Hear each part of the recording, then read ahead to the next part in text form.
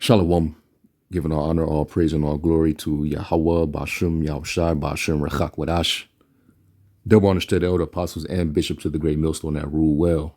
And as always, peace, blessings, and salutations to those who elect tabernacle of David that have scattered abroad across the four winds of the earth. Now, what transpired, out there in the UK, where you had you had the Akim out there, they were out there holding camp, doing the will of the Most High. And lo and behold, here come Shaitan, here comes Satan, going to and fro in the earth, right? And he appears and try to, disrupt the brother's ministry. He has to, come forth with his wicked shenanigans, trying to oppose the doctrine, trying to, gaslight brothers, try to come like he's humble and he's a good guy, but really, this is one of Satan's incarnates in the flesh, all right, who's in opposition to, the Most High and his will. So, I was listening to this testimony, and it just further confirms, our suspicion, with this devil vocab. All right, I really believe that this man is truly set up by the higher ups. We don't know the particular. We don't know, what exact entity, but we know that he's definitely getting funded or sponsored, because the way he's moving, who moves like that, and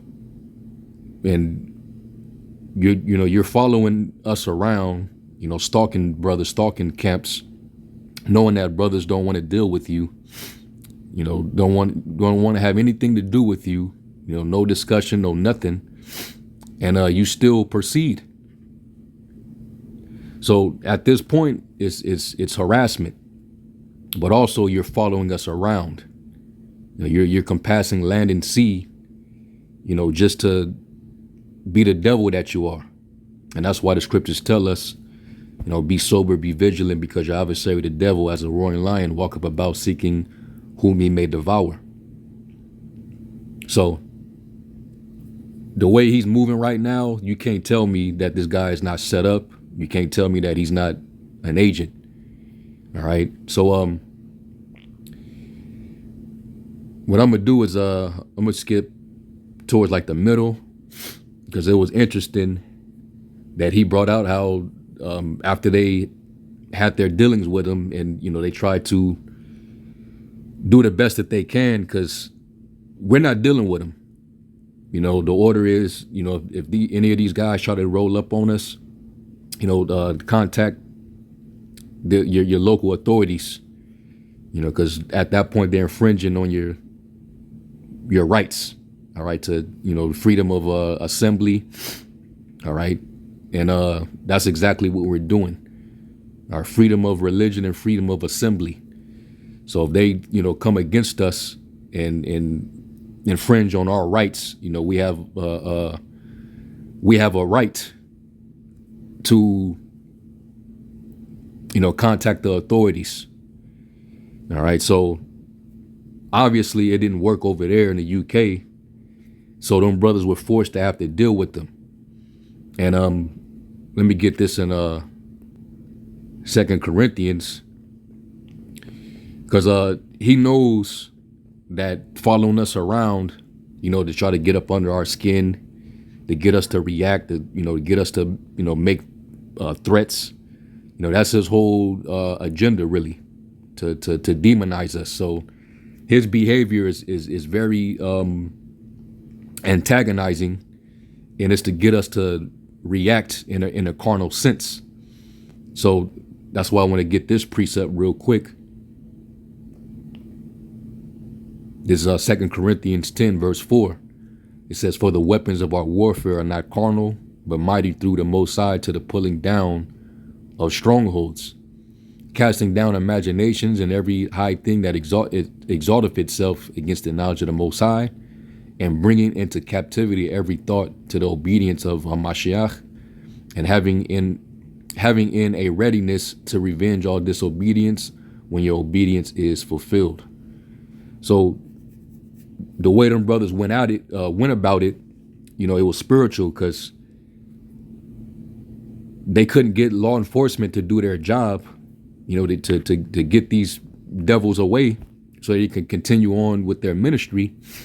So they were forced to have to, basically use the spiritual sword. They had to basically defend the doctrine. They had to, they brought out the precepts, and they still was cutting this dude. And that was pretty much, there was nothing else left. There was no other option. All right. They tried to, go the other route, contact the authorities. The authorities didn't do nothing about it. So this is what they had to do. All right. So they went the spiritual route, and they dealt with them, and they ended up leaving. All right.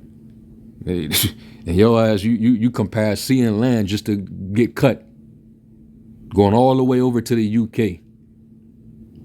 So this guy, he's stalking us, worldwide, going to and fro on the earth just like Shaitan.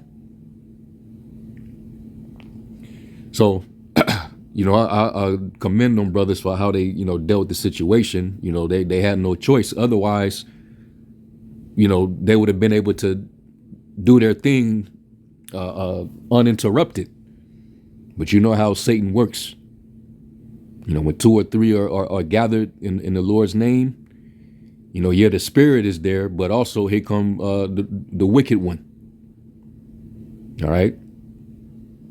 So let me play this real quick.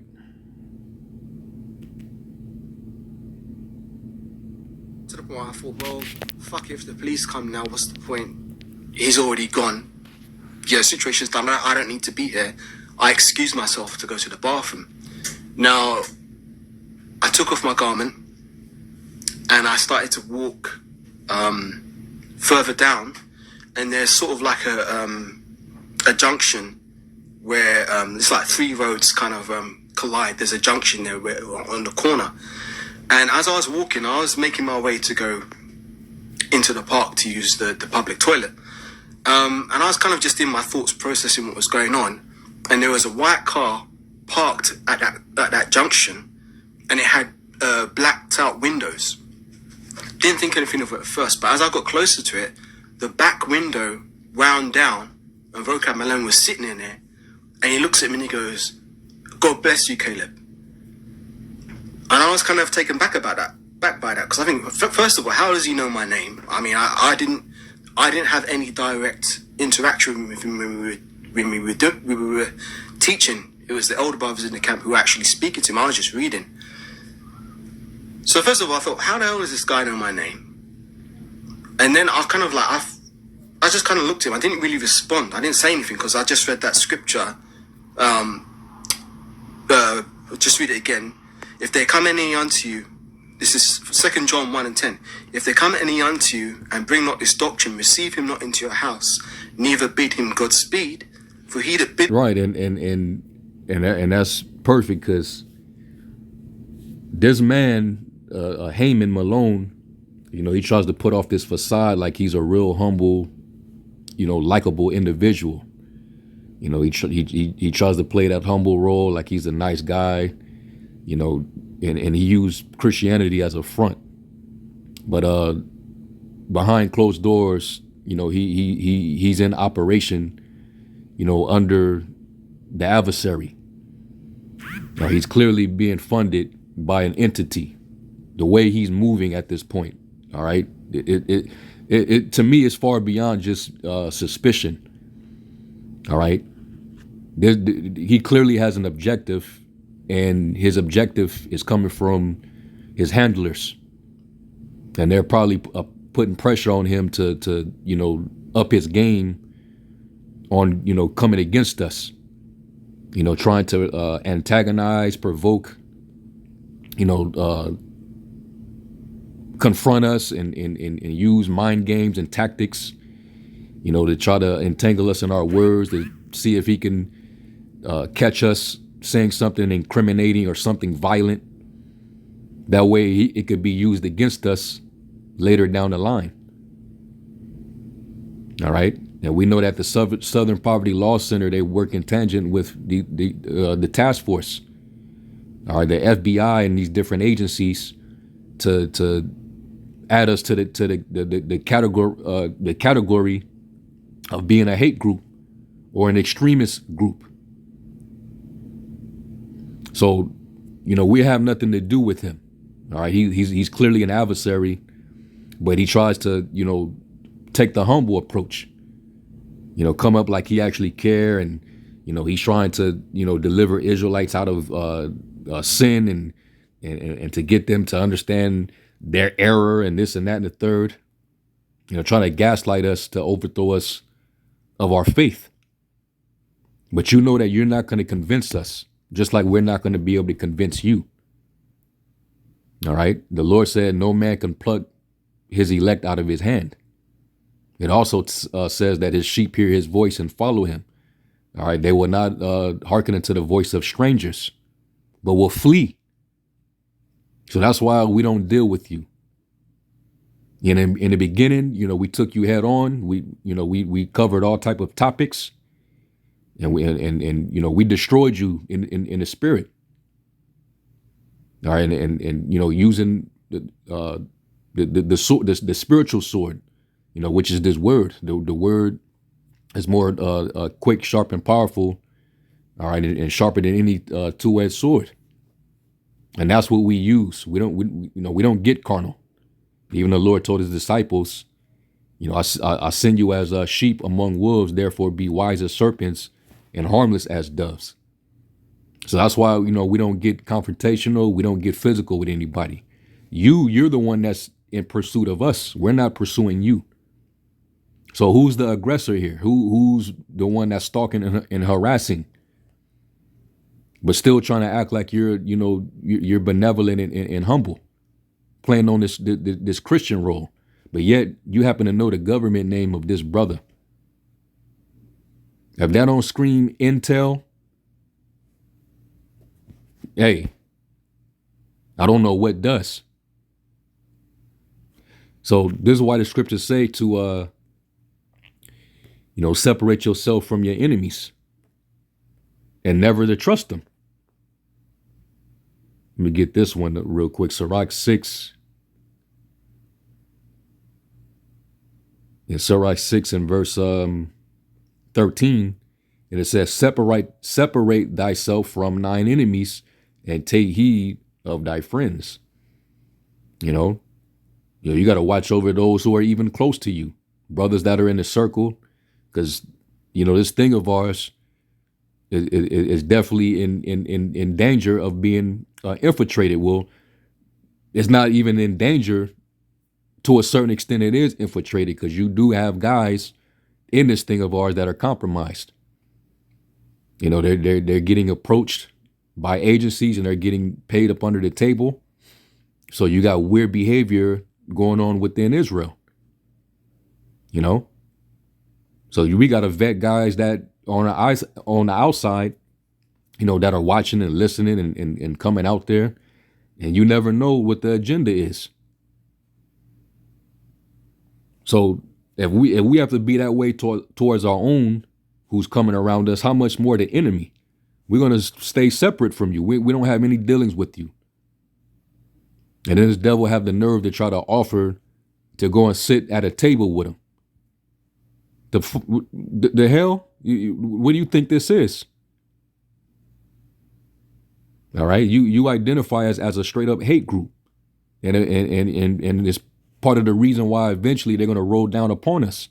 So what the hell will we look like? We would look silly sitting at any table with you,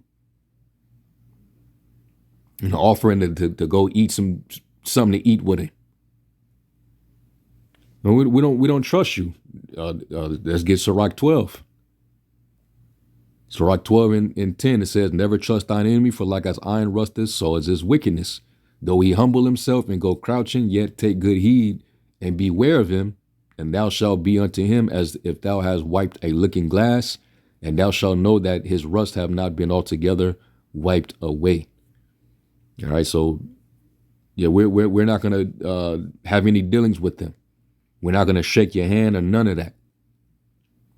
And we're not like the Sakari in them, man. All right, we're spiritual. We have discernment. It says, "Set him not by thee, lest when he have overthrown thee, he stand up and take thy place." You know, because he wants this whole Hebrew Israelite thing eradicated. All right, and he wants to be the guy to play hero. Like, I defeated the whole Hebrew Israelite movement head on. All right, and now Christianity is back at the forefront. You know, everybody's flocking back. No, that's not. Nope. Christianity takes the huge L, man. And it's been the other way around. People leaving Christianity and flocking and hearkening to the prophets. All right, more conversions, man, from out of that plantation Christianity to the truth. But he wants to take our place, you know. Neither let him sit at thy right hand, lest he seek to take thy seat. And thou at the last remember my words and be pricked therewith.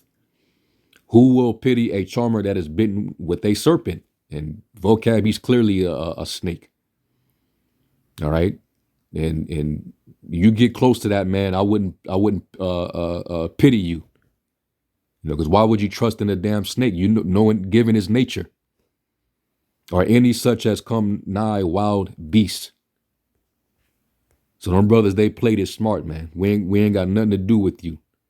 You know, but for him to roll up and got his own personal chauffeur, his own personal driver, and he's rolling around like that, and then he rolls his window down and states the brother's government name. Where would he have gotten that information if he isn't rolling with intelligence? All right, let me get another pre,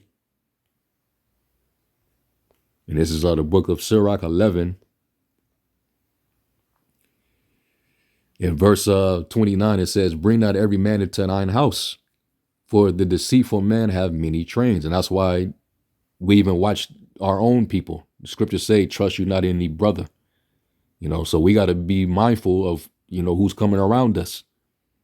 You know, because there's many agendas out there, many ulterior motives, and you can, you know,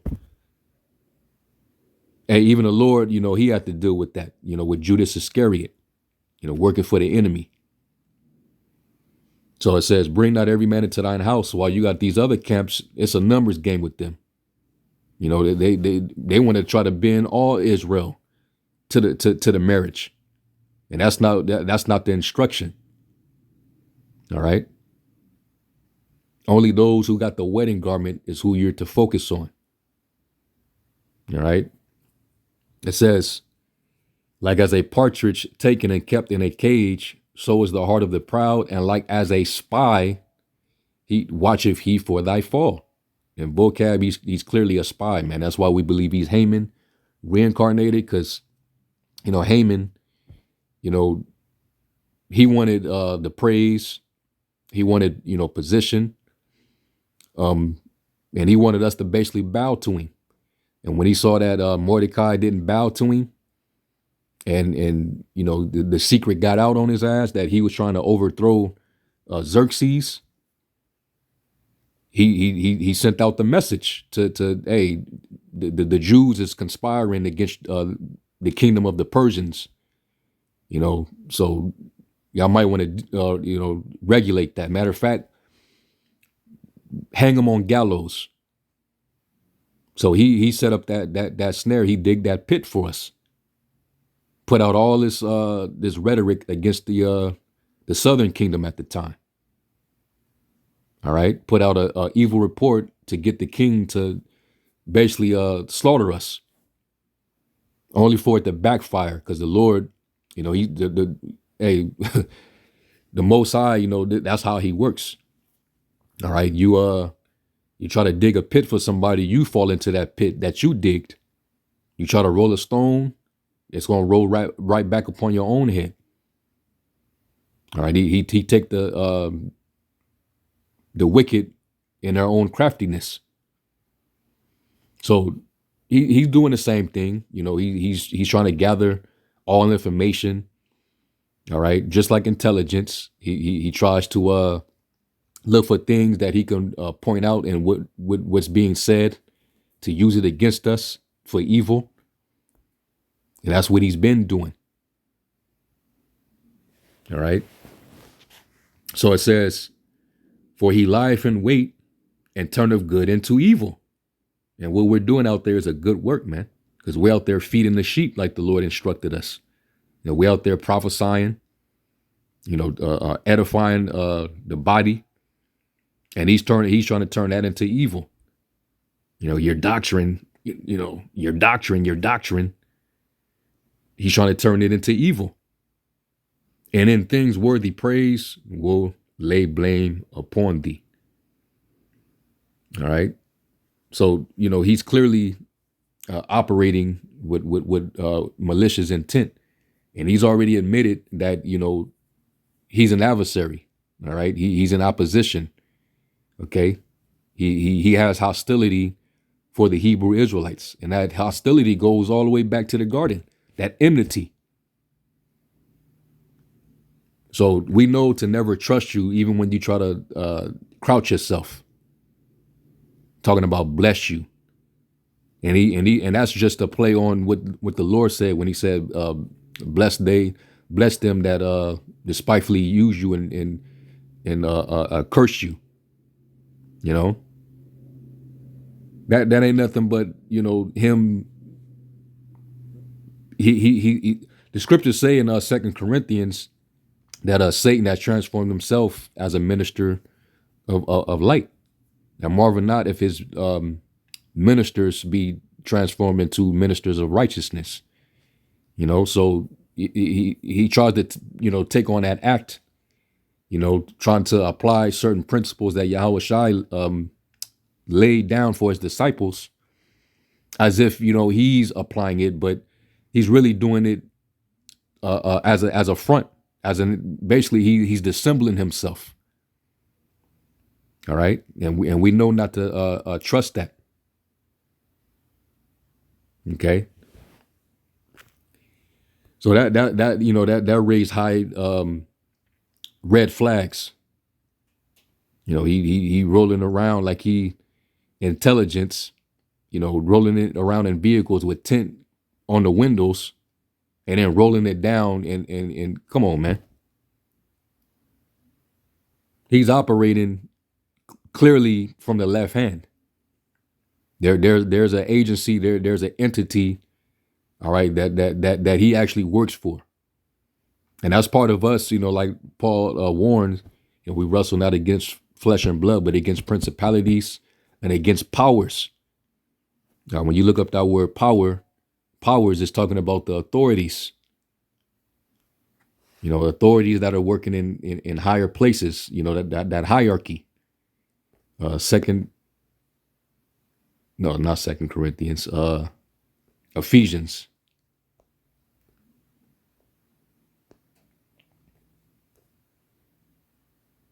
Yeah, Ephesians 6:11, it says, "Put on the whole armor of the Most High, that you may be able to stand against the wiles of the devil. For we wrestle not against flesh and blood, but against principalities, against powers, against the rulers of the darkness of this world, against spiritual wickedness in high places." All right. And we have to defend ourselves, but we can't physically, do anything. So, what is our next best option? If we can't exercise our right as citizens, use our citizenship to defend ourselves, like Paul did, he had a Roman citizenship. When they was trying to persecute him, he used his Roman card to appeal to Caesar to defend himself. So, whether you over there in the UK or here in America, you as a citizen should have that right. But, obviously, this devil, he's out for himself. So they're white supremacists.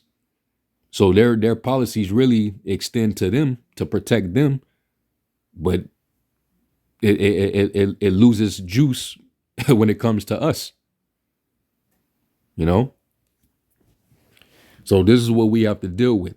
All right. So them brothers, they had to keep it spiritual. So they had to, use the spiritual sword. All right. And they had to, keep that armor on, while in defense. So when you look up that word against powers, the word there's exousia, and it says, in a sense of ability, privilege, it says force, capacity, competency, freedom, objectively, mastery. All right, down here, is it concretely, magistrate, superhuman, potentate, taking of control, delegated influence, authority. All right, you're dealing with authority, jurisdiction, liberty, power, right, strength. And that's what that's what we're up against. The third definition, it says the power of authority, influence, and a right of privilege, the power of rule or government, the power of him whose will and commands must be submitted to by others and obeyed. So we got to deal with governments, all right, government entities that act on the behalf of the government, which the government is controlled by the elite, the higher ups, man. So this is what we're up against, and vocab, he plays a role in that. They're clearly sponsoring this guy. They're funding him to be able to operate and go across the world. All right, and just the way he's moving in general, man. And you better believe that cost. His traveling fees. He eats out a lot. That's why he's overweight. And he's navigating and cyber stalking brothers and finding out their whereabouts and rolling up on them. Where you getting all this funding to for your travels?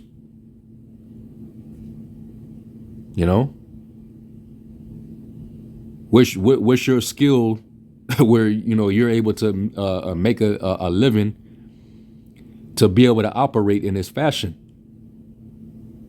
Because you're 24/7, you're doing this, chasing after the Israelites. So, I have no doubt in my mind, man. The suspicion is justified, and honestly, it's beyond suspicion at this point. I believe this guy is really set up, and this is what we've been feeling for the longest. This just add more credence to it. We're not ignorant of Satan's devices, man. So we have more than reason to not deal with you. So, yeah, man. But like Paul said, if this be of men, it'll come to naught. But if it be of the Most High, you can't overthrow it. And this is what he's trying to do. He's trying to overthrow this, and it ain't working. All right, you can't do nothing against the truth before it. So with that, I'm gonna give all honor, praise, and glory to Yahweh B'Shem Yahushai. To the next one, Shalom.